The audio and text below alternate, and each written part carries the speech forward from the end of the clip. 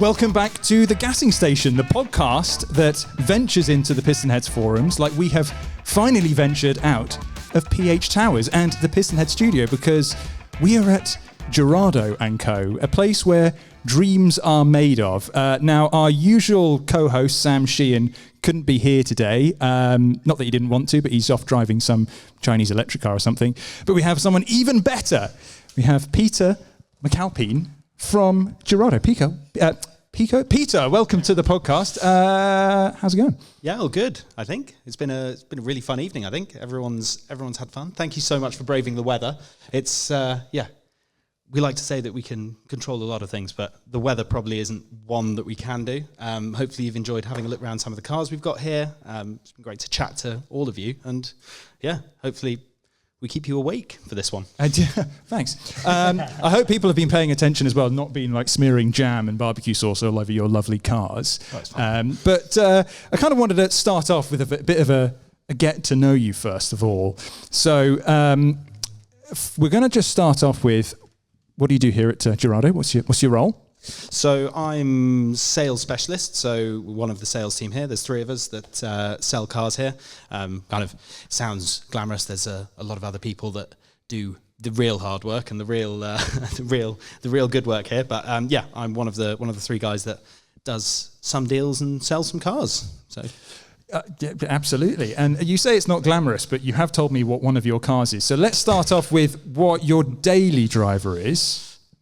Okay. Go on. You've got to admit, yeah. Wait for the collective sharp intake of breath. My daily driver is an electric Mini. Oh, sorry. It's PistonHeads, by the way. Yeah, I know. But we all here have electric company cars. Each member of the team has one, so it's all part of our, just being able to get around, really. So I think, electric cars really do have their place. We're in a place where you can see that we do quite like petrol cars, but for a commuting pod, I come up from London every single day. Just the quiet, the ease, the everything. It's just a perfectly good mode of transport. Well defended. That's fine. Anytime we bring up like an EV on PH on the podcast, it's like, how much hate are we going to get for this? I'm sure do we really have to cover it? However, we're going to get onto one in a little bit. But that's not that's your daily car. Yep. You do have something fun, and you've just shown it to me. In fact, you've probably shown it to a lot of people here, and it annoyed me that it's not mine. So go on. What is it? Well, it's annoying because it's actually sitting in the showroom right now. Is this DBR9 here? Yeah, that one's less usable on the road. And a lot of people have looked at it and gone, "Oh, this is amazing. This is really interesting." I go, "Get hands off it." I'm very, very lucky, and I can say that the manual 360 over there is mine. So, yeah, bravo! And it's very exciting, and it's extremely lovely because it's I'm guessing Rosso Corsa, so the Ferrari red, classic Crema interior, and red carpets, very lovely. Mm-hmm. Gearbox, it's manual. Yeah. That was as I was walking over to it. You're like, "It's a manual." I know you're going to ask that. It's like, yes, okay, that's great. You have literally the perfect Ferrari 360. So I think that makes you perfect to answer my next question. So I've come to realize it's always nice when you're kind of interviewing a new guest to have an icebreaker or anything when you meet somebody new. What's your useless superpower or something like that. But since the arrival of a new Ferrari electric car, I feel like that's the best barometer of what somebody's like. And I've been asked it a few times there. It's like, what do you think of Luce? So you have an electric car and you have a Ferrari. Yeah. What do you think of Luce? And I'd also be really curious to know, is like you deal with people who have, you've just had a client's Ferrari Testarossa just come in. There's a BB in the back as well. Mm-hmm. So these are people who live and breathe Ferrari as it is.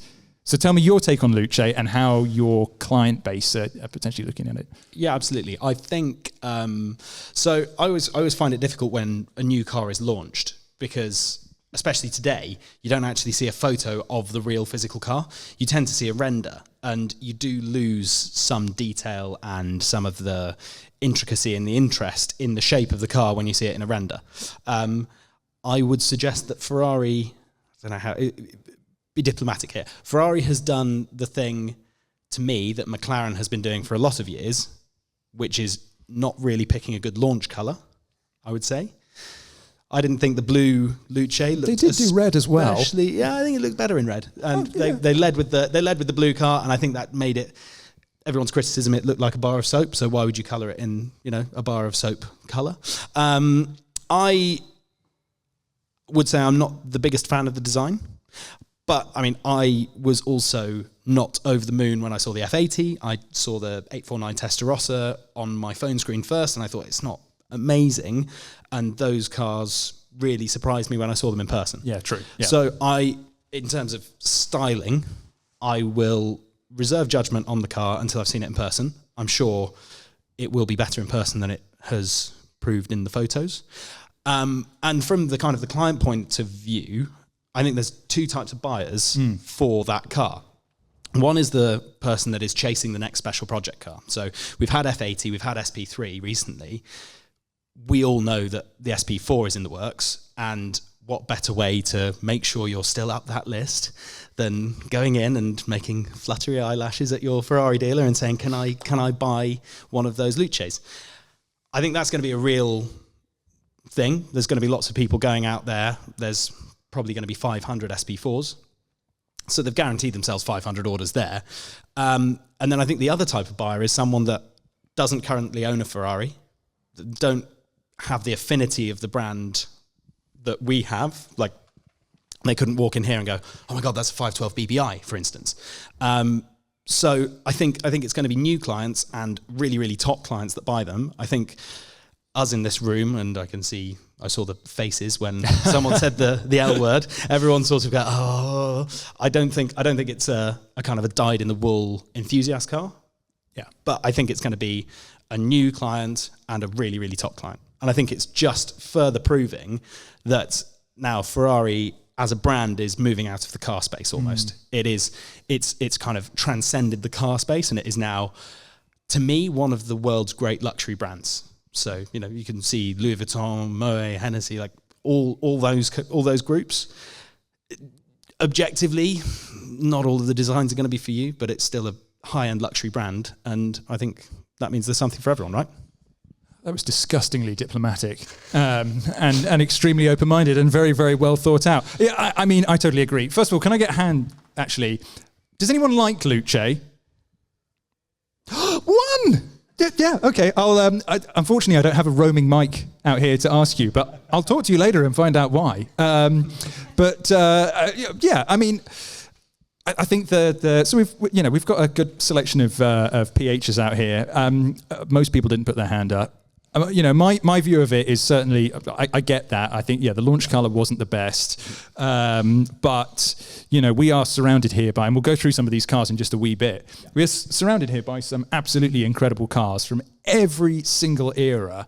And I can look 10, 20, 30 years into the future, and there's a 296 I could imagine being parked back there. And I could imagine even a Pura Sangue parked back there. But imagine coming and walking in here and going, oh, there's a Luce, and it's only done 1,000 miles, and it's like, yeah, and it's got the dinner plate wheels, and it's like, yeah, well, is it that good? So I'm like, it doesn't give me that.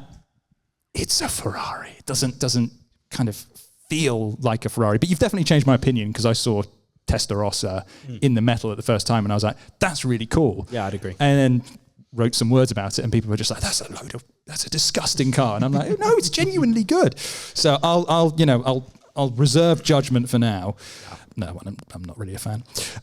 So just to give people a bit of context, so what we're actually doing here is the first event of the 98 Collective. So this is a new kind of exclusive club that we're running, and the best way to kind of get involved with it is if you're buying or selling a car on PistonHeads auctions. We've also invited along people who have been with PistonHeads since the very beginning, all the way back in 1998. And essentially what we're doing here is creating these really cool exclusive events. Girardo's been so kind in opening up their doors, letting us walk through their incredible showroom and workshop, and we've been on our best behavior, and we've not rubbed our hands on anything.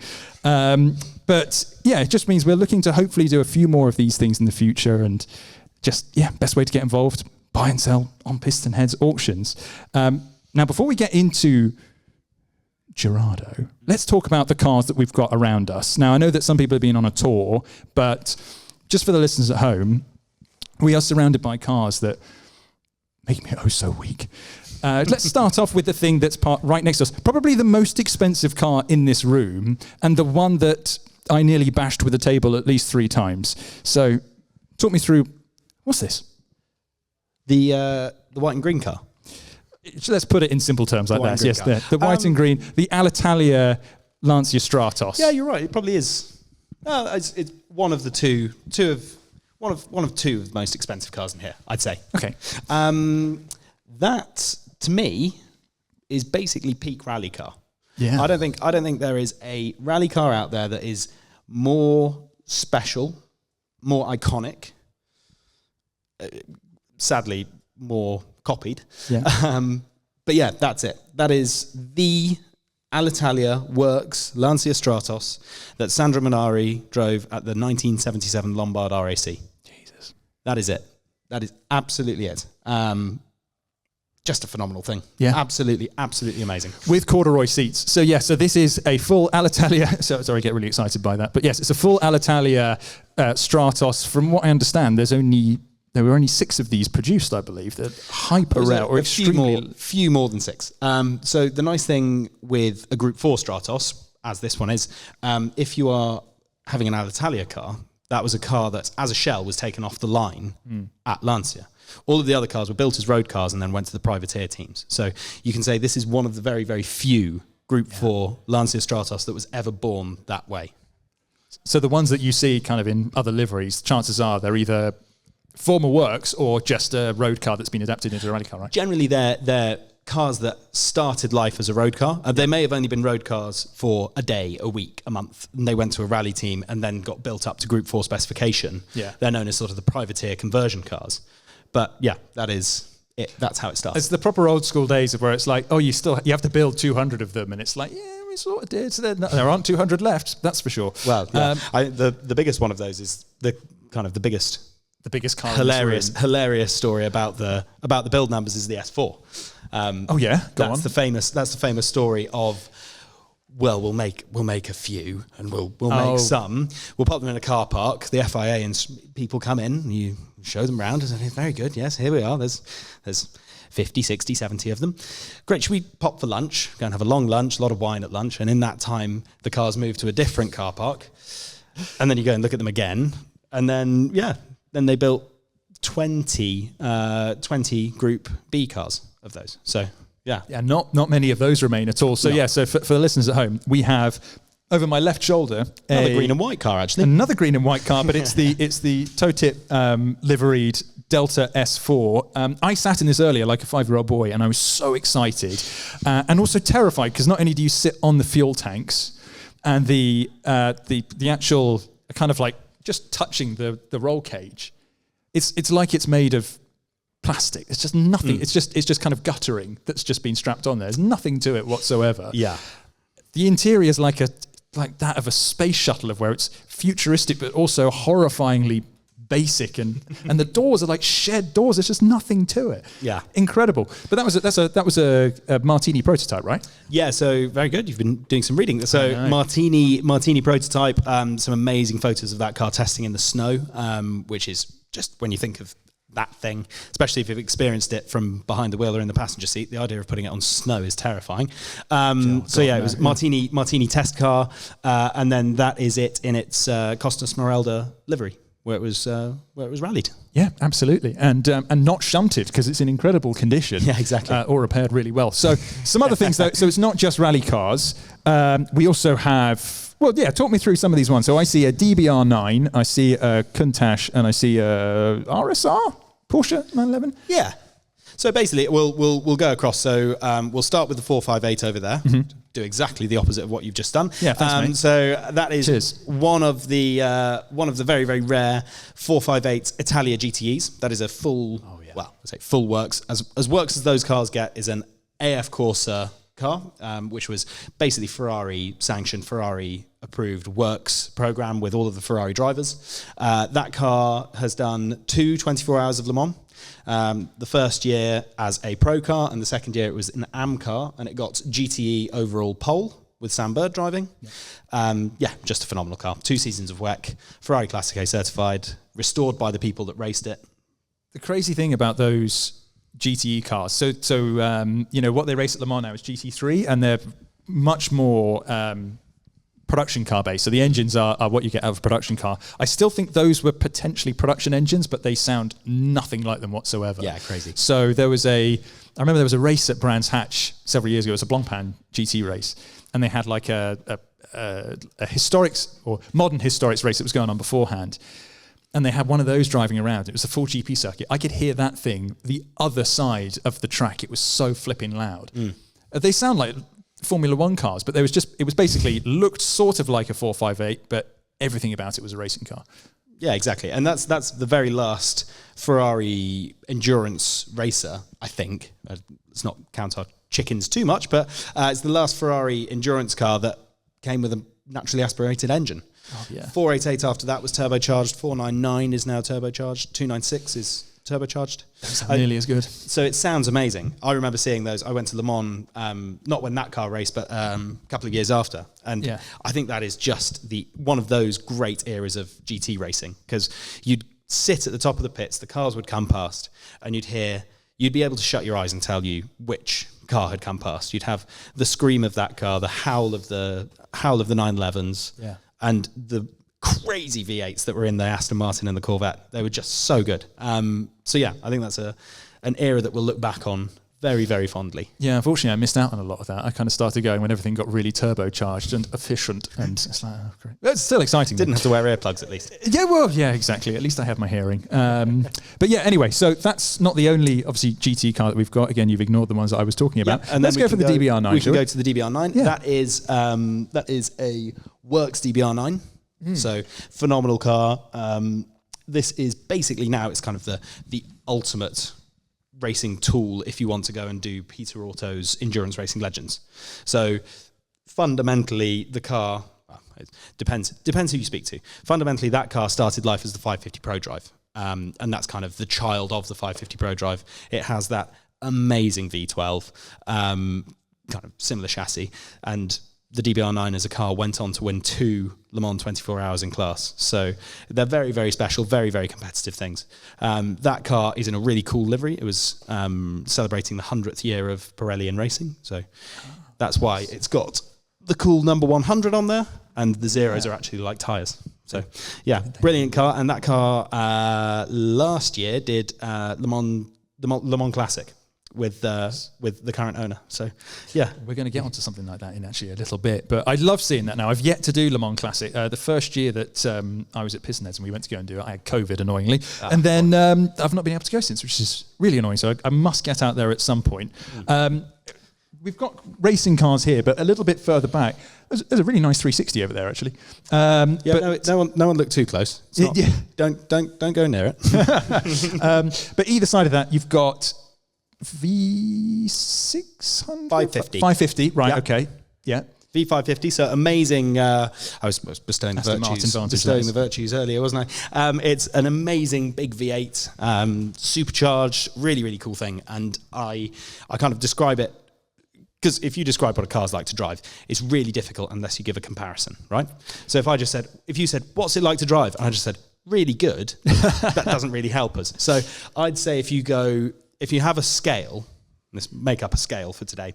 You have, on one side, you have a 550 Maranello, which is, we all kind of have a rough idea of a car we're all familiar with driving, yes. Well, Peter. No, just as a vague, as a vague idea, what we imagine that car to be, right? And then on the other side, we've got a GT350 Mustang, so kind of a bit more agricultural, let's say. We're talking original GT350, right? Yeah, cool. Kind of big steering wheel, kind of straight lined weapon, but quite alarming if you try and get to a corner, and a big grumbly V8. If you kind of go somewhere between those two, probably slightly closer to the 550, that's what that car's like. Right. You've got a great big V8 that grumbles at you, a big heavy gear change that you feel like a real hero changing gear in that car. Kind of heavy clutch, long pedals, you feel like you're really, really involved. But then you've got a bit more poise than in a standard muscle car. So it's kind of, I was chatting to someone earlier and I said it's like a thug in a really, really nice suit. Yeah. And its personality is brilliant because of it. That's a much more eloquent way of how I was going to put it. Every time I look at it, it looks like a fist that's just ready to punch you right in the face if you just look at it slightly wrong. But I've always loved them because they look so. I grew up in the era where Aston Martins were beautiful and elegant and Ian Callamy. Whereas that is just so unbelievably angry and in your face. Yeah, it's thuggish. It's we had a really good drive. It just drove it after it came back from service, and just on the country roads down here, it's just something really, really cool about it. You also feel like a bit of a badass in it, I think. Oh, absolutely. And also the interior is great. Colour combination is awesome. Green piping with cream leather seats. Yeah. It's of an era. Yeah. But, that's just literally a fraction of what you've got here. There's also another, showroom where you've got stuff. Yeah. We've got rally cars, we've got racing cars, we've got road cars, we've got some pre-war cars. So tell me a bit more about Girardo. What do you guys do? And also tell me kind of how it started, because, everyone will know the founder, Max Girardo. When I kind of started hearing about him, he was, am I right in saying, an auctioneer? He was the person that was always kind of the voice of auctions for high-end cars for such a long time, and then 10 years ago, so comes Girardo. Max was the lead auctioneer at RM Sotheby's. He also was the big boss of the European division there as well. So he was fairly high up in that business, he basically kind of got to a point with that. He tells a story really nicely. I'm not going to do it any justice, but basically he a number of things lined up in his life. His dad had always said to him that the biggest regret in his life was not going off and doing his own thing sooner. And then sadly Max's dad passed away. Then he said, do you know what? It's sort of a sign, really. And everyone all saw it from there, really. Yeah. Two of his colleagues also came along from RM, Marcus and Kat. And that was 2016 in a small, tiny, weeny little showroom in Fulham. To what we have now. So it's there's we've obviously got such a mix of cars here. Some of them are being sold, some of them are being stored. So what would you kind of say is, what is it that Girardo does? What is it the kind of the USP? So it's basically, I would say we are first and foremost Ferrari people. So we specialise in Ferrari. That's the kind of the bulk of our business. That's why we talked about Luce. We fundamentally, our criteria for taking a car for sale is that we have to be interested in it and we have to like it. We have to believe in it, because there's nothing in here that we look at and think not for us. Because at that point, there's no point in really taking it. You can't represent it well, and it's not fair on the car, really. All of us are really into the topic. All of us really love what we do. I hope that sort of comes across. And that's our thing. But we also have a real soft spot for rally cars. We like racing cars. We love race history. We've done a massive amount to research cars really, really well. So we have... It's an incredible archive above us where it's just... I could get lost in there for days. Everything. Yeah. And trust me, when we moved it in, most of us did. There was kind of How do you get any work done, honestly? It's been 5 years that we've had that. So, the first week was a struggle. But, we all went missing for a few days when that turned up, and we were paging through and, look at this. It's a G-Wagon doing Dakar, that kind of thing. So between the photo archive that we own and our extensive library that I think you can see behind you, it's really, really good resource material. We also then go through the entire history of the car, try and represent it really, really well. Our mission is to be able to tell you where the car's been every single day of its life, and tell the stories that make the cars cool. Because, unless you use them, unless you do things, unless, for instance, the LC2 over there, if that car hadn't been at Monza in 85, it wouldn't be quite as cool. Yeah, for those listening, there is a Lancia LC2 Group C car just parked off to one side. We're kind of bookended by legendary Lancias here, and I'm having a massive crisis. So let's just get back on topic. The great thing about being here is that everybody that I've spoken to is not like people who are afflicted with car enthusiasm, everyone in this room, when you start talking, the PH is a bit like a safe space, right? Whenever we do a Sunday service, it's always nice that people come up to us and it's like, I'm free now. I can talk about what I want to, and I can talk about things like having my service done recently, and it's like, what have you had done? And coming here, it's like it's almost taken to another level of where you're discovering things about cars, or I'm coming around and I'm like, oh, this is such and such that did this, and it's just like, no, you don't have the full story. And it's like, well, everybody lives and breathes the cars here. It's just incredible. I'm going to go and get onto something a little bit more serious now, Peter. We're going to talk about some market stuff. So, we've been... all the stuff that we've got back here, there's some kind of real modern classics. We've got real historic stuff, but most of it, correct me if I'm wrong, it's all turnkey, right? I could get in that DBR9 and with probably not a lot of effort, drive it, start it. DBR9, we'd suggest you have a race team. Okay. Well, that's good to know. Thank you, because I was just going to drive off with it later. Exactly. Right, okay. You'd struggle to get out of there with the lock as well. That would be interesting. Oh my God, I could imagine. Struggle. Yeah. So, I mean, DBR9 it may look like a road car in a way. It's got resemblances of a road car. Yeah. Remember that it is a GT1 car, and GT1 was, I think, probably the pinnacle of kind of closed GT racing. I think that is... I wish they'd bring it back, honestly. Yeah, exactly. It's so cool. So with those, it's sort of advisable to preheat the engine, and it's a bit of a process to start. But going back to the other cars, for instance, the 458, that starts on the button, which is quite cool. The S4 starts on the button. Yeah, literally any car I could have picked as an example, and I picked the one that can't start by the. So my analogy kind of in tatters. What I was going to say is, there's stuff now where I did one of these Ferrari Clienti days a few years ago. I wasn't driving because I'm a journalist, but I was there as just to watch, and I was amazed to see there was someone there with to be specific, an SF71H, the 2017. SF70H. So the 2017 Ferrari F1 car, V6 hybrid, and I always heard that they were impossible to own as a private, in a private collection, because they require so much effort to work. There's the battery management while they're driving, and as you may have seen in, I think it was the Canadian Grand Prix a couple of weeks back. I might be wrong, but I think George Russell broke down because his battery ran out. And if the battery runs out, you're screwed. The car will not work. So how do you approach that as, obviously there's more and more kind of modern classics that are coming out all the time. At some point, we're going to get to a point of where these cars are so battery reliant. Can you see like there being this massive shift in how you guys deal with that? Or is it just a case of roll your sleeves up and crack on? I would say... and it's quite an interesting comparison that you've brought up. I would say, in a way, yes, but again, it's very brand specific.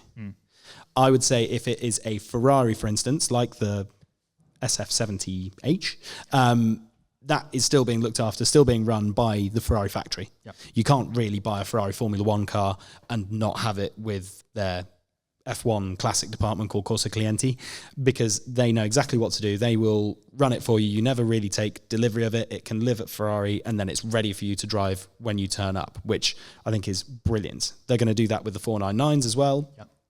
Both the 499P, which is the racing car, and the 499M, which is sort of the track toy, if you can call it that, which is ridiculous when you think of it. It's the best thing where it's just like, if we only have 4 Le Mans cars that we've built, but we can just build you one completely with no restrictions either. Like the ones that they race at Le Mans, they've all got like a balance of performance, haven't they? So they all have to kind of match in, to a certain extent, the competition. But then they'll just sell you one that is like, oh, you're not a professional racing driver. That's fine. Have an extra 200 horsepower.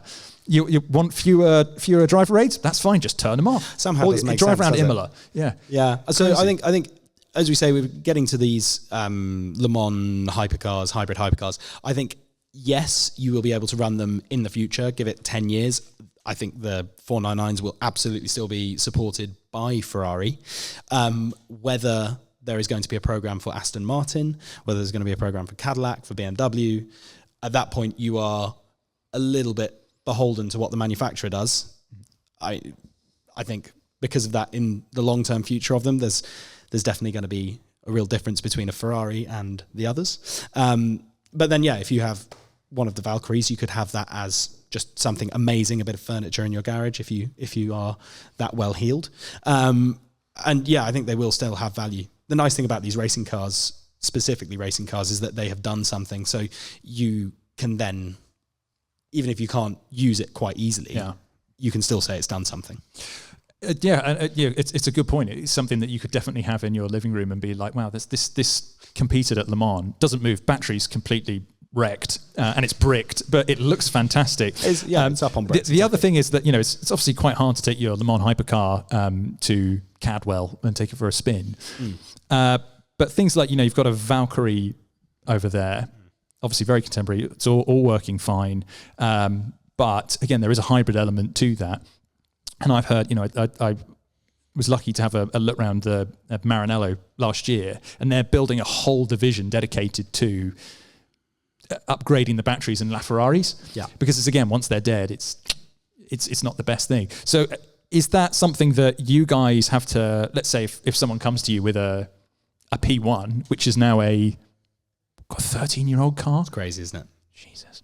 And the battery's obviously getting quite old in those. Is it something of where, can it just be as simple as any other sale, or do you have to do a little bit more kind of talking with the manufacturers to make sure that these cars are operational? So quite a good question for us, because my colleague Davide over there has just sold a P1. Handy. In this week. And yeah, so when that car came in, it was inspected before we said yes to it. Before it came in, it was inspected by McLaren, battery health checks, and you get a 10-page dossier basically of all of the breakdown and all of the battery health. So that kind of gives you a bit of reassurance.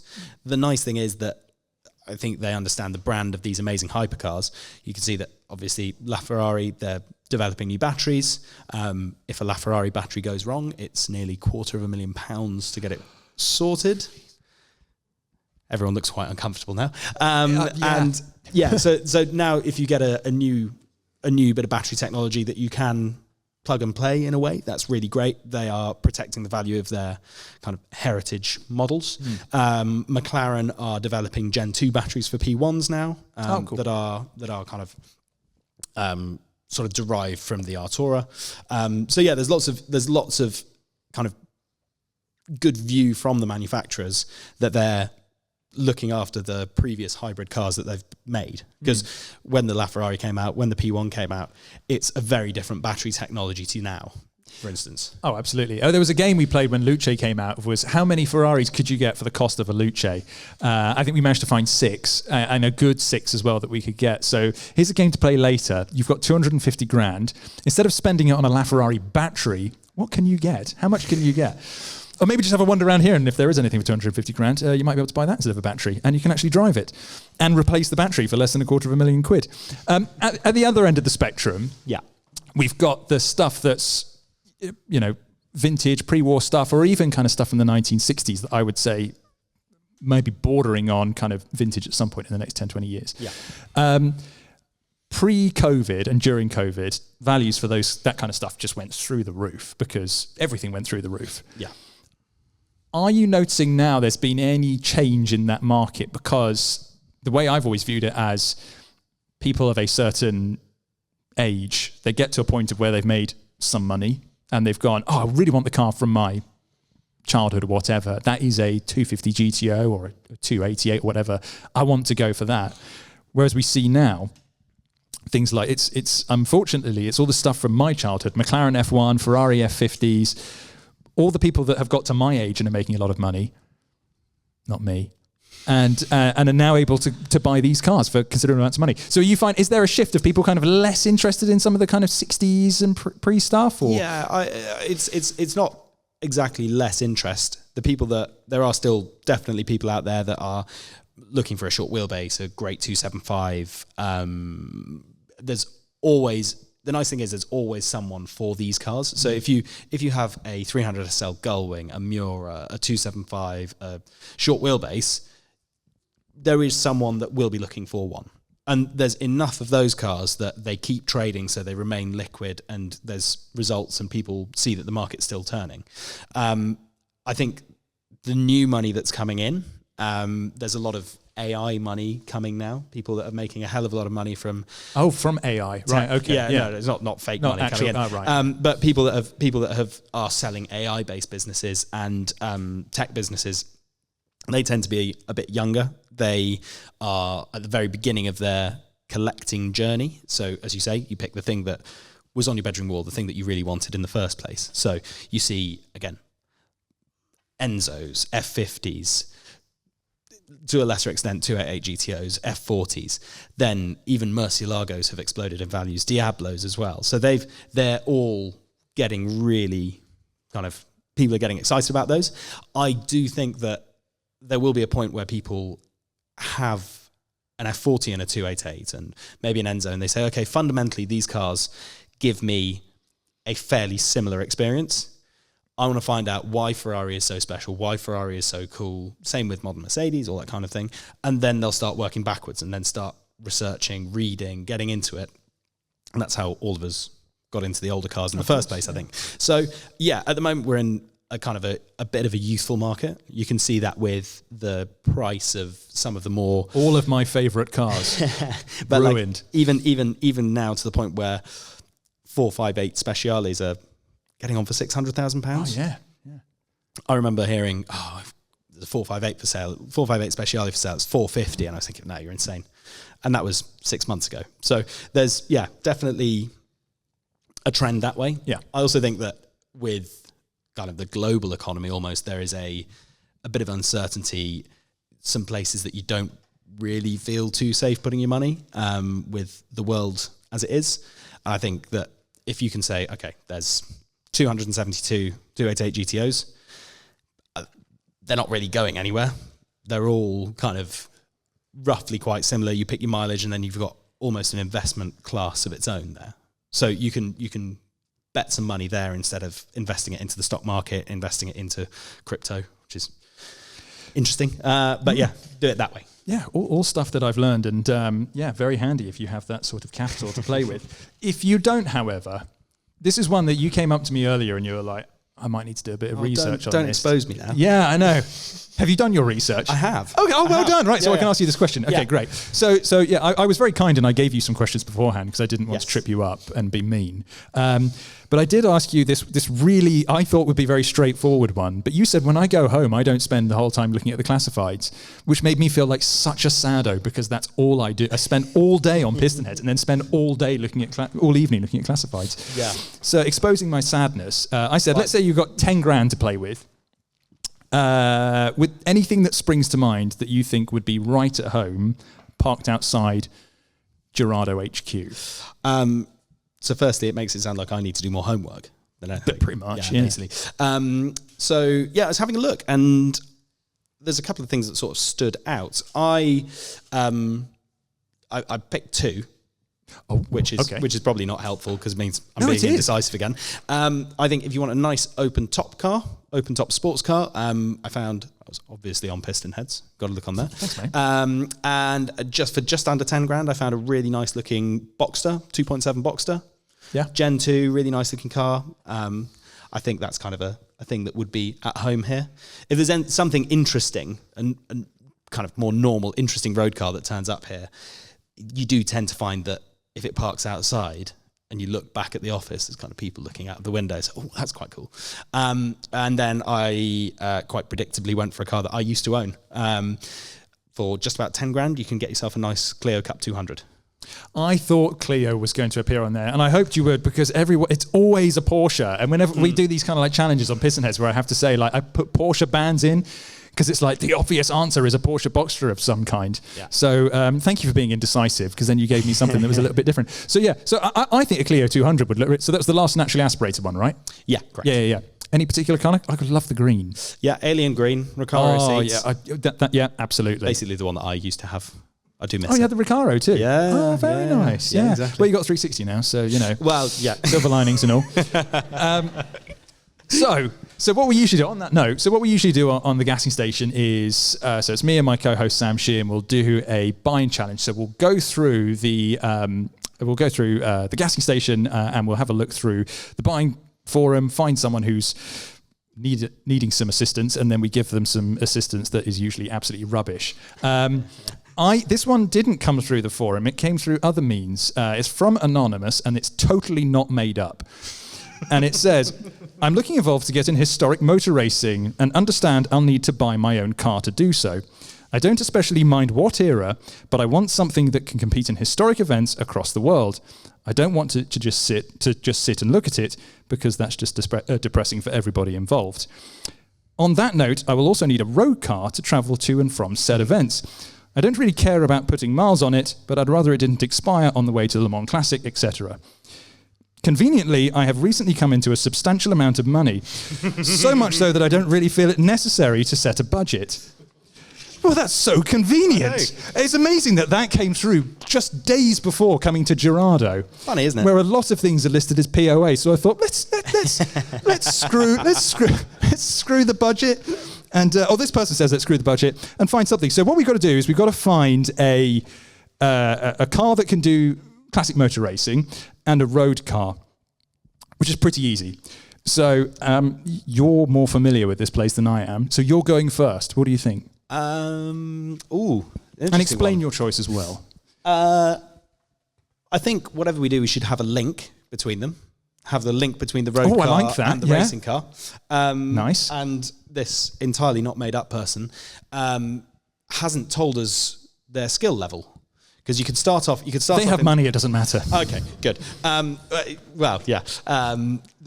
You could start off relatively basic, relatively kind of natural, and we could go for the Lister Costin. Over there. Yes, yeah. There's a lovely 50s sports racer. That's a kind of car that slides around a lot and no downforce, not slicks. I'm not good enough to drive it. So I wouldn't be able to tell you exactly how it drives. But I think if you do that, then you could have one of the E-types as a companion car, because it's a Jaguar engine, because you can turn up in your Jaguar. I like the idea of that, yeah. You could do Aston Martin Corner. If you wanted to do a bit of GT1, you could turn up in your V550. Yes. To Le Mans and drive your DBR9 around the circuit. Or, and I think the one that I would probably pick if I had all of the money in the world, I would probably go to Le Mans in a 288 GTO. Nice. Yes, I like that. Yeah. Do you have a 288 GTO for sale here? Yes, there's one over there. Okay, great. Okay, there's one over there. That works. Phenomenal. That one is a lovely car as well. So you turn up there. That one's a higher mileage example. The first owner of that car actually dailied it and put nearly 50,000 kilometres on it in the first couple of years. The only reason he sold the car in period was to buy himself an F40 to daily. Our kind of man. Just such a cool guy. And I would turn up in that, and I would use something with fundamentally the same engine, which is the LC2. Oh my God, you've got to have stones to drive that. I look at that and it scares the living daylights out of me, because, I mean, that's got to be 1,000 odd horsepower, right? Not quite. When it's really, really hot tune, it's probably 850 or so. Oh, just 850, that's fine. You know, in something that weighs barely anything and has downforce at like a lot of speed, but yeah. Before you leave, the one thing you have to do is you need to go and stand behind the LC2 and see how big the Venturi tunnels are beneath it, because it is hilarious. Oh, I love seeing that kind of thing. You could almost climb into it. It's amazing. I was a bit like is that what you do in your lunch break? I'm just going to go and hide in the LC2's Venturi tunnels and just get away from Max. Well, Max has come in here. He's so nodding. For the purpose of the tape, no. No, absolutely not. Good choices. I think the 288 GTO, I saw that one last time I was here, actually, and it is, for a car that has been dailied, it's in incredible condition. It looks phenomenal. Fantastic. And that's the kind of classic that I'd love to have, of where it has got some miles on it, and so I wouldn't feel terrible about driving it very far. I'd hate to buy a Ferrari with 15,000 miles on it. I just wouldn't know what to do with putting miles on. I feel guilty. Yeah. Oh well. Anyway, so my choices. You mentioned the Aston Martin. That annoys me, because I was kind of thinking that, and I've talked a lot about the Lancias. So my choice would be going for the Ferrari. I would go for the Ferrari 458 GTE, because I think it sounds incredible, and I would argue that it sounds better than the DBR9.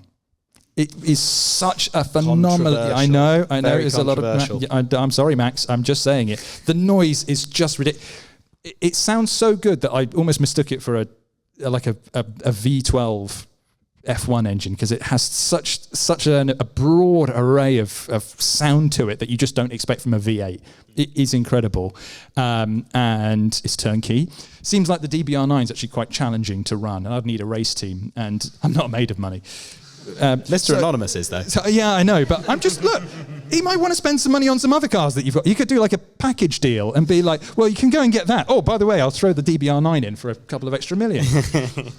So I'm going with the 458 because it seems like it would be easy to run, and I think it would be great to drive. And then for my car to get backwards and forwards in, we haven't mentioned this actually yet, you have a Giulia Quadrifoglio GTA M in the back. And has anybody seen our video from a couple of years ago of Sam Sheehan driving it on our YouTube channel? If you haven't, do it, because he doesn't actually say anything in it. He's laughing so hard while ragging the absolute hell out of it, to the point where we almost considered pulling it, because he is really going for it. But it seems like that car that just sparks so much joy and excitement from people when they drive it. I haven't driven it yet, but I think if I was in Mr. Anonymous's or Mrs. Anonymous's shoes, that's exactly what I want to go for. So I think that's my two-car garage would be. Very good choice. It's an awesome thing. Remind me of yours again. LC2 and 288. And 288. Right. Okay. Let's do a quick show of hands. Who thinks the 458 and the Giulia is the best for infinite money? 1, 2, 3, 4, 5, 6. I've lost 7, 8. Max, did you put your hand up? We're debating. Okay, right. Okay, that's fine. I would like to caveat the fact that Max put his hand up there because the GTAM is actually his. So. Oh well, there we go. See, it's a good choice. Man with taste. And who thinks Peter's is best? Oh, well, whatever.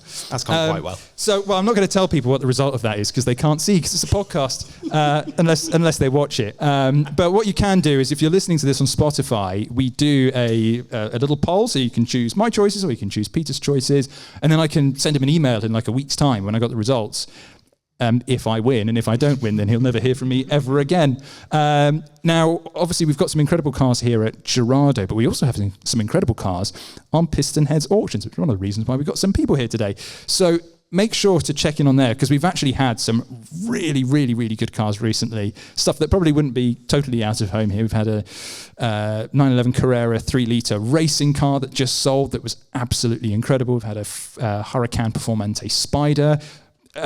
Values on those are really strong at the moment, because I think people are seeing what's followed and are quite liking what came before. Yeah. Naturally aspirated V10, insane looks, yada, yada, yada. Mm-hmm. So, yeah. So check out PistonHeads auctions, and also Girardo, because they sell on PistonHeads as well. So, there'll always be something if you've got unlimited amounts of money. So, to finish things off, usually what we do is, our third topic is kind of like an anything goes. I'll go through the... again, the kind of general gassing, see what people are talking about, and if there's a topic that I think is fun to share with people, I'll go with it. And this one I thought was something I hope you'll be able to relate to. You get to drive quite a few of the cars here, right? Or at least... Yeah, we're very lucky. Okay. Very, very lucky. That's a relief. I didn't ask you beforehand, and if you didn't, I'd be really, really screwed for this one. So this one comes from... So it's driving your hero cars, which exceeded/failed expectations, from Starsky 80. That's not anyone in this room, is it? No, that would have been convenient, but all right. So they say, have you owned or driven one of your hero cars, and did they exceed or fail to live up to your expectation? Being a child of the 80s, most of my hero cars are from the 80s and 90s, and even ignoring the Exotica, are now mostly unobtainable. I've had to cut this quite short because they went on quite the typing spree. So they list some of their cars as the ones that completely exceeded expectations. 1.6 205 GTI. Interested it was 1.6 and not 1.9. E30 325i. And an Impreza WRX wagon, which is really odd, because one of the cars that didn't exceed their expectations was an Impreza WRX STI, which they said was just felt too laggy and not particularly quick. But I think that's the sort of car where you can find a ropey one, and it's not going to be especially good. It's hard to find a good Impreza STI. They also said Clio 182, for its odd driving position. I've heard that from quite a few people. And also a Mustang because you have to work surprisingly hard to extract its performance. Big old V8. It does make a little bit of sense. So Davis has said, I've only really had one hero car, and that was a Lotus Carlton. I was lucky enough to have one for a few days back in whenever, and yes, there was much concern on my part that it'd be a bit of a letdown. Yes, it was old, mechanical, heavy, and you're still driving an 80s Carlton interior, but it was awesome. Just one of those what a thing situations. It has done nothing to dampen my enthusiasm for them. Without a shadow of a doubt, it'd be the first car purchased I'd make if I had the means again. Andrew T1275 says, being born in the 70s, the original 80s Esprit was my hero car. Fully lived up to expectations in terms of ride handling, acceleration, and the sound of a wastegate opening just behind your head. A flawed car in some regards, but that's part of the charm and in no way detracts from the actual driving experience. Stu the Mongoose, I bought my Diablo without ever driving it. It's just basically people gushing over the cars. It was actually really hard to find something that somebody didn't like. I did actually get one from Mike 9009. Two examples. One was a Mark 1 Toyota MR2. I kind of get that. And the other was a Mark 1 MX-5. Interesting. A lot of hate for the Mark 2 MX-5, but not a lot for the Mark 1 MX-5. And SFT Wed says their TVR Griffith, fire-spitting beast I'd expect, but didn't expect it to be so comfortable and perfectly reliable. I've spoken to somebody else here today about their TVR and how it's lasted for 30-odd years, and amazing. So yeah, surprisingly, a lot of people loving their cars. A lot of people didn't like the Ferrari 355, which is a real surprise. Meridian loved theirs. They had a NSX Auto, which they said was rubbish.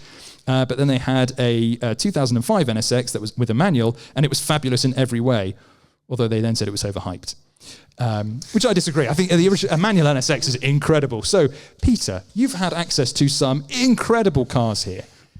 What have you driven that you were like giddy with excitement about driving it, and you drove it, and then it was brilliant, and then is there anything you were like, oh, I can't wait to drive this, and was like, You could maybe start in reverse order to end on a high. So it's an interesting question, because there are very few cars that I've driven and thought I don't like that. Really, it's kind of the other way around for me. Whereas I approached a car and have heard everybody else's opinions on them and heard stories and them being terrible, and I got in them and thought they were a hell of a lot better than their reputation would say. It's probably going to be quite an unpopular one.